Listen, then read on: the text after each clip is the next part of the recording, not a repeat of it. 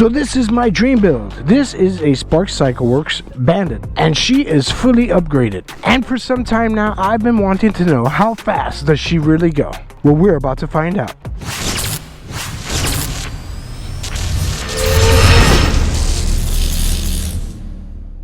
So to achieve this, let's bring her inside. We need to be fully charged. I have to travel about 6 miles to get to my destination, and that will eat up a few volts. So what is up, guys and girls? I am Mystery from NYC, and if you are new to the channel, I want to welcome you. For a proper speed run, you're going to want your bike to be fully charged. So once she is fully charged, you're going to need a good stretch of roadway to perform that speed run, and that's what we're off to now. So I have access to about 3/4 of a mile, and this stretch of roadway has been recently paved. So I'm from Staten Island, New York, but that stretch of roadway is in New Jersey. So let's talk a little bit about speed runs, and we'll start with the components that I have installed on this Spark Cycleworks Bandit.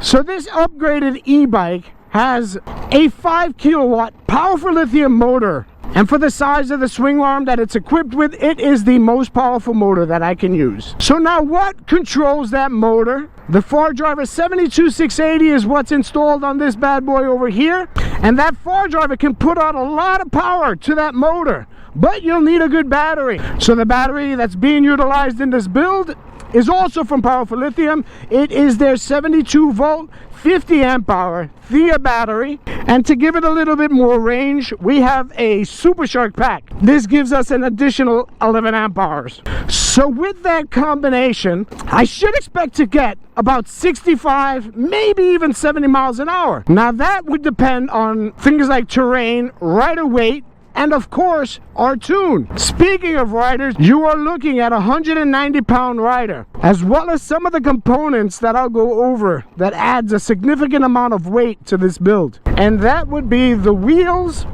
and the enclosure. So over here you'll find a motorcycle grade wheel and tire combination, and that adds significant weight to the bike. And this is the front wheel, a heavier wheel, a heavier tire combination. Now if you followed along in the channel, you might be asking yourself, why is he running a speed run on this bad boy with all the problems that he received from these wheels over here? Well, it has been a little while since they've been installed and repaired, and I've been riding around, so I have built up some confidence in the wheels at this moment right now. And this is the enclosure over here. It is steel. It adds a significant amount of weight as well, so all the extra weight is going to reduce my overall top speed. Alright, so what you see in front of me, this is my runway. I am in normal mode right now. I am trying to conserve power. It cost me about 3 volts to get here. When I left the house, I was about at 83 volts. When I get to the end of the road right here, I'm going to go over the voltage and turn on maybe the Relive app and the Ant BMS, so you can check out the voltage that I'm pulling for this speed run and document the top speed. Alright, she is in sport mode now. I am turning on the Relive app. Let's turn on the Ant BMS. On here we can see exactly how many volts we're at.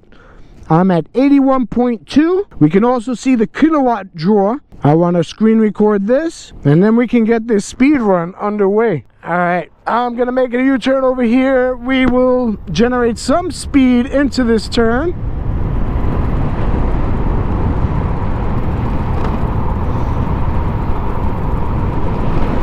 And we got a speed run going in 3, 2, 1, let's go! Full throttle. Ooh, I feel the wind pushing me.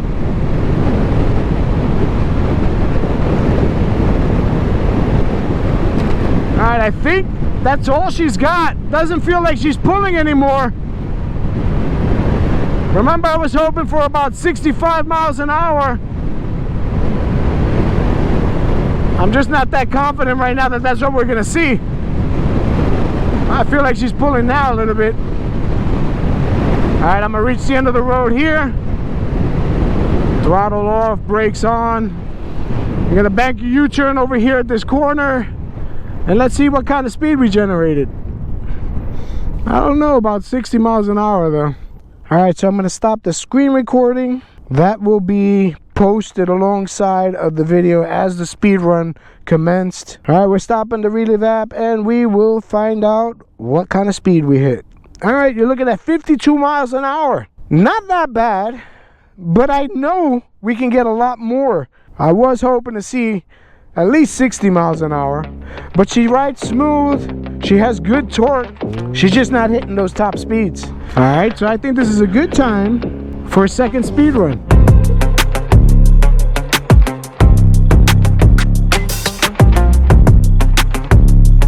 So 52 miles an hour on one run, 54 miles an hour on a second run. As of right now, I'm pretty content. I know there's a lot of weight on this bike, but I believe with a different tune, I might be able to generate some more speed. So we'll have to revisit this. Right now, I'm gonna call this bike my cruising bike, and if I want anything faster, I'll just jump on my Sur-Ron. So what will I do next? I am quickly going to visit the boys over at Powerful Lithium to see what can be done about the tune. All right, so this speed run is just about over. My portal awaits. This is the portal to take me from New Jersey back into New York. All right, so after this gets tuned, we'll be hitting the streets again and trying to get in another speed run. As for right now, I will gladly take those 54 miles per hour and get outside and ride, because the weather here on the East Coast has been amazing. Finally, we are getting in some nice weather, and with that comes our group rides. So stay tuned.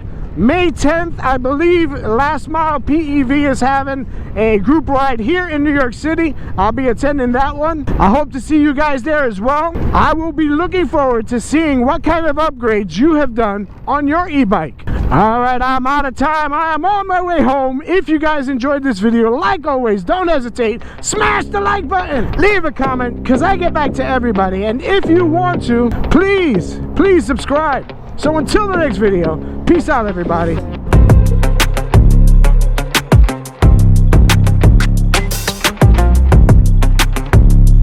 All right, so far, more people are getting out because the weather's nicer, and it's always a good practice to have pedals. Pedals pretty much keep those Karens at bay, because your build looks more like an e-bike. And not only does it keep the Karens at bay, but it also does a good number on our law enforcement. So remember, pedals on your upgrade.